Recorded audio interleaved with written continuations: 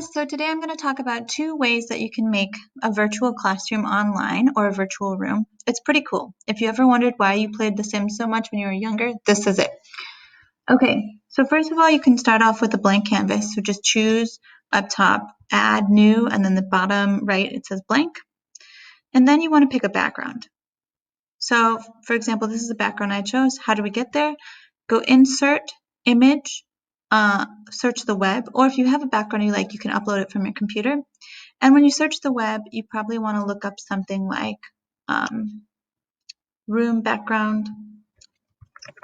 You can play around, sometimes classroom background, you can say living room background, so that you can find different pictures and scroll down, see what you like.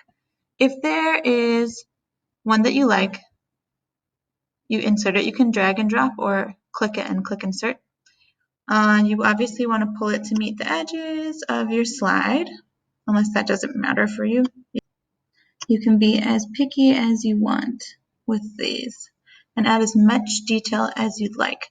For example, let's say you like this room, you like the floor, but you don't like the background wall. You can just add a shape, go ahead, put the rectangle over it, and then fill it with a new shape. So your fill color might be this blue.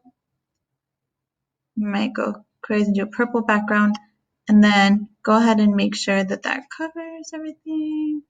Oops. So if you're a perfectionist, this could take a while. So now you'd want to add furniture. So let's go back to this room. Well, the flowers are huge in this room. Whether that matters to you or not, you might want to scale your furniture to match. I don't really care. So we're just going to go ahead and search for a couch.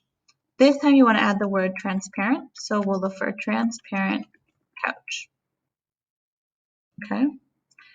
So you might want to find something that goes with your room. Maybe you have a certain couch, a look in mind. You drag it over.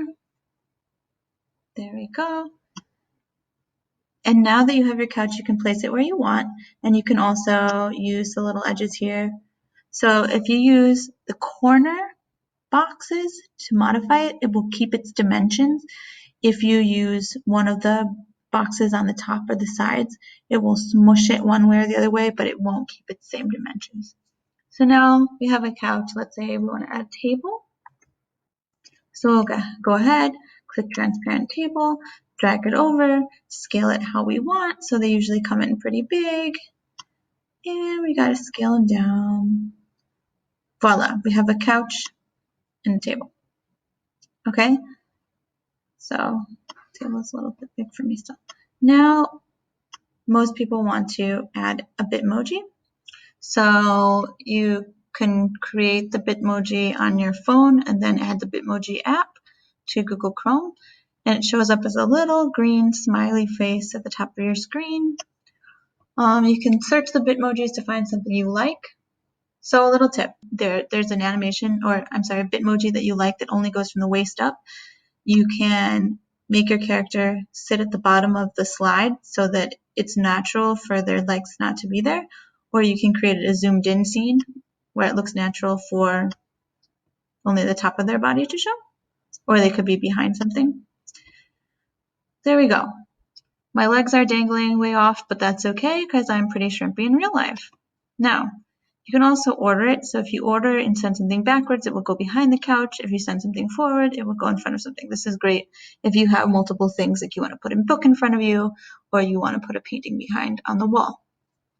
Okay, so a result of this, so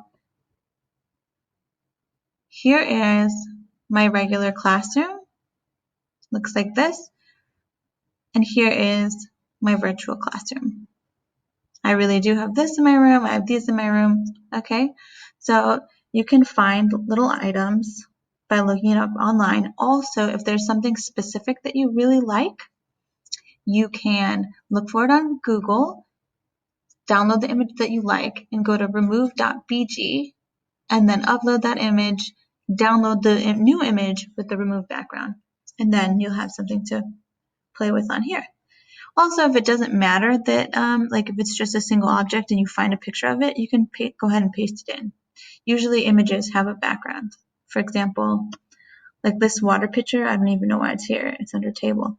But it looks like that comes with the background. So if I paste it in, you're not just going to get a table or a water pitcher. You're going to get the water pitcher with the black in it and all this. So that's why we'd remove the background if we just wanted the object in the foreground. Okay. So now, here's my latest creation. So this is really personalized to me because I'm from Colombia. So you can do a variety of activities with these. You can create different slides that say Monday, Tuesday, Wednesday, Thursday, Friday, and have links to all their assignments. You can tell a story. There's lots you can do with these. A second option is to use a real life photo. So a real life photo, for example, of your classroom. This is my classroom. It's their cozy corner reading nook. And I just added my bitmoji. And so I'd use this and possibly make an assignment on this half of the slide. You see? So, but obviously most of us don't have access to our classrooms right now to go take pictures. But if you do, that's another cool option.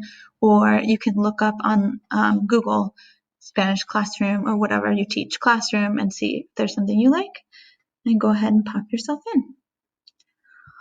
All right, well, hopefully this is helpful. It was just a quick tutorial about how you make a scene using a bitmoji, using to make a virtual room or a virtual classroom.